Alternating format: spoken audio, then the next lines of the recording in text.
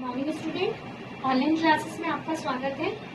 पिछली कक्षा में मैंने बीएड सेकेंड सेमेस्टर के पोइट्री के बारे में बताया था, पोइट्री टीचिंग अर्थात पद्य शिक्षण के बारे में बताया था कि पद्य क्या है। आज मैं पद्य के उद्देश्य बताऊंगी कि किसी कक्ष में बालक को पद्य क्यों पढ़ाया जाता है, इसके क्या क्या उद्देश्य है अर्थात इसके क्या क्या ऑब्जेक्ट है, इसके बारे में आज हम चर्चा करेंगे। पद्य शिक्षण का पहला उद्देश्य कल्पना शक्ति का विकास करना।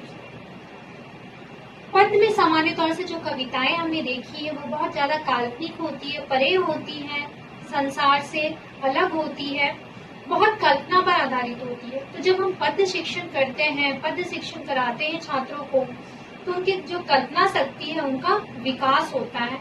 वो अपने शब्दों पर अपने जो उनके शब्द भंडार है उसमें और नए शब्दों को सम्मिलित करते हैं, कल्पनाएं करते हैं और उन कल्पनाओं को वो वर्तमान के साथ जोड़ने का कोशिश करते हैं। तो पद्य शिक्षण के द्वारा छात्रों की कल्पना शक्ति का विकास होता है। दूसरा, भाव अनुभूति कराना।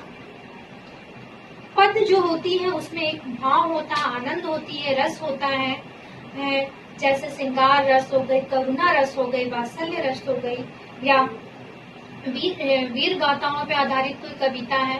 तो ये जो भाव अनुभूति है जो मनुष्य को आनंद देती है, जो मनुष्य की विभिन्न भावनाओं पर आधारित होती है, इन भावों का वो बच्चा व छात्र अनुभव करता है पद्य के माध्यम से। अर्थ ग्रहण करने की योग्यता का विकास करना। अर्थ ग्रहण करने की योग्यता, जब पद्य होते हैं तो पद्य में बहुत सारे ऐसे शब्दों का चयन किया जाता है जो सरल ना होकर, प्रत्यक्ष ना होकर परोक्ष होते हैं, मतलब बहुत ही आकर्षक शब्द होते हैं, पर्यायवाची शब्द होते हैं या फिर मुहावरे शब्द होते हैं। इन शब्दों का प्रयोग भी पद्य में किया जाता है। तो इन शब्दों के द्वारा, इन शब्द भंडार जब छात्र को मिलता है तो शिक्षक उसे उन शब्दों का अर्थ भी बताते हैं, जिसके कारण वह अर्थ ग्रहण की शक्ति का उन छात्रों में विकास होता है। शिक्षक पद्य के भाव को भी छात्रों को बताता है, पद्य का सारांश भी बताता है, जिसके कारण छात्रों में अर्थ ग्रहण करने की शक्ति का विकास होता है। कविता के पक्षों का ज्ञान कराना। कविता के जो विभिन्न पक्ष हैं, जैसे कविता के पक्ष में हम अलंकार को सम्मिलित करते हैं, रस सम्मिलित करते हैं, छंद सम्मिलित करते हैं, ये सभी कविताएं के पक्ष होती है। तो इन पक्षों के द्वारा भी छात्र इन पक्षों से भी परिचित होता है। शास्वर वाचन का विकास करना।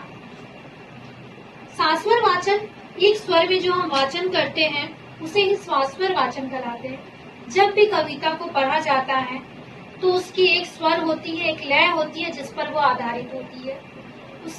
उसके द्वारा ही उस कविता का एक अच्छा पाठ किया जाता है। तो छात्र पद्य के द्वारा शास्वर वाचन के कौशलताओं को भी सीखते हैं व ये एक स्वर में लय के साथ भावानुकूल वाचन करना सीखते हैं। काव्य के प्रति रुचि पैदा करना।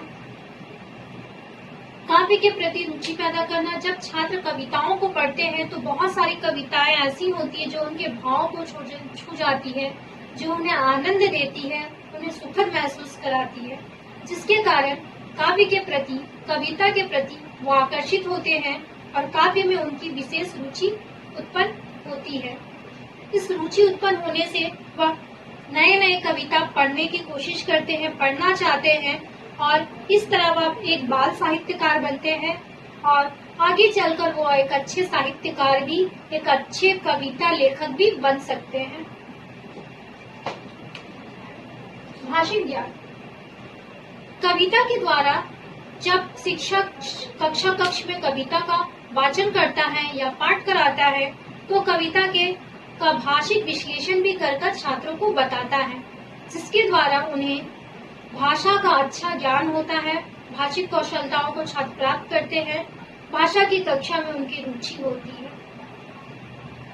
ये सभी कविता शिक्षण के उद्देश्य थे। आशा करती हूँ कविता शिक्षण के उद्देश्यों को आपने अच्छे से समझा होगा। अगले कक्षा में हम इनकी विधियों को जानेंगे। तब तक के लिए धन्यवाद।